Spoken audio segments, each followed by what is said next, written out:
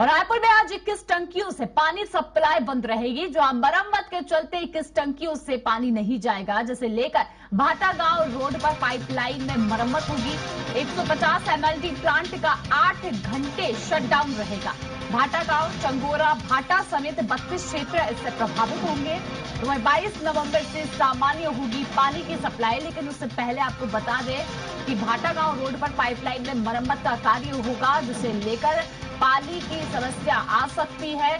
और बता दें कि इससे 8 घंटे शटडाउन, 150 एमएलडी प्लांट जो है वो 8 घंटे शटडाउन रहेगा, जिससे लोगों को थोड़ी समस्याओं का सामना करना पड़ सकता है। 22 नवंबर से अगर देखें तो पानी की सप्लाई सामान्य तरीके से होगी, लेकिन उससे पहले पानी की सप्लाई में बाधा आ सकती है। और मरम्मत के चलते 21 टंकियों से पानी नहीं जाएगा, जिसे लेकर अब चिंता बनी हुई है। क्योंकि आपको बता दें कि कई जगह पर पानी की सप्लाई जो कि ठप नजर आएगी। हालांकि क्या व्यवस्थाएं होंगी, ये सोचने वाली बात है, क्योंकि नगर पालिका निगम के द्वारा जो व्यवस्थाएं हैं वो भी देखने को अब देखी जाएंगी कि आखिर क्या व्यवस्थाएं लोगों के लिए की गई है, क्योंकि पानी की सप्लाई बंद होने से लोगों को समस्याओं का सामना करना पड़ सकता है। चलिए इसी पर और अधिक जानकारी लेंगे। हमारे साथ सहयोगी राहुल अग्निहोत्री जुड़ चुके हैं। राहुल, देखिए पानी की सप्लाई बंद रहने वाली है, 22 नवंबर तक की सप्लाई बंद रहेगी। क्या लगता है नगर निगम की ओर से क्या कुछ व्यवस्थाएं जो है वो की गई हैं जिससे समस्याएं ना हो?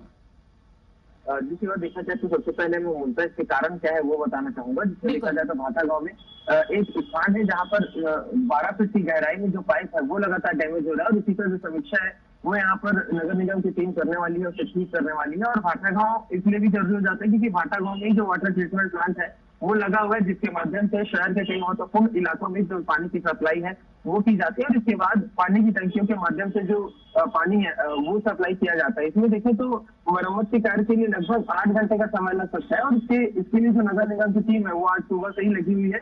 और जो जानकारी है, जो नोटिफिकेशन है वो कल सर्कुलेट कर दिया गया था। अभी बीच में यदि व्यवस्थाओं की यदि बात करूँ शिवा, तो लगभग इसमें रायपुर के 32 क्षेत्र से प्रभावित होने वाले हैं। इसके साथ ही देखा जाए तो नगर निगम के द्वारा पहले चेतावनी दे दी गई थी, कहा गया था कि ज्यादा से ज्यादा पानी स्टोर करके रखा जाए, और उनके साथ में ऐसे जगह जो जल की कमी से जूझ रहे हैं या जहां पर जल की समस्या ज्यादा होगी वहां नगर निगम की ओर से टैंकर भी भेजा जाएगा ताकि लोगों को पानी की समस्या ना हो। लेकिन इसके अलावा यदि थोड़ी समस्या पर नजर बनाए तो जिस तरीके की स्थिति नजर आती है, लगातार जो इस तरीके के डैमेज हो रहे हैं, कभी जो पाइपलाइन है वो पूरी तरीके से खराब हो जा रही है, और जो पानी की टंकियों में चढ़ाने वाला जो मोटर पंप है वो भी कई स्थानों पर समय समय पर खराब होता रहा है। तो इस बीच में शिवा काफी बड़ा सवाल ये भी उठता है कि जिस तरीके से नगर निगम के द्वारा काम किए जा रहे हैं, लगातार गुणवत्तापूर्ण कार्य का जो दावा है वो नगर निगम के द्वारा किया जाता है, लेकिन इस तरीके की शिकायतों से स्पष्ट होता है कि कहीं ना कहीं जो चीजें लगाई गई है, जो सामान जहाँ पर भी लगाया गया है वो गुणवत्ताहीन थे, जिसके कारण बार बार जो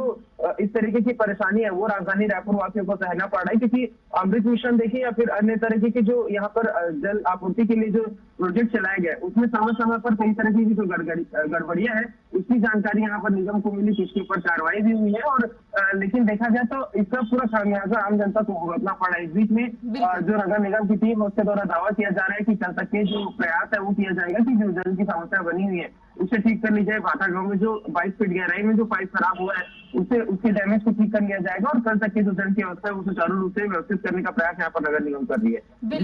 बिल्कुल राहुल, और देखिए जो व्यवस्थाएं यहाँ पर खराब हुई है उन्हें भी दुरुस्त किया जा रहा है, लेकिन बार बार सवाल यही है कि आखिर बार बार ये समस्याएं क्यों आ रही हैं। लेकिन अब जो सुधार किया जा रहा है नगर निगम के द्वारा, तो देखना होगा कि इससे आगे क्या व्यवस्थाएं बनती है। राहुल बने रहिएगा, आगे भी आपसे अपडेट लेंगे।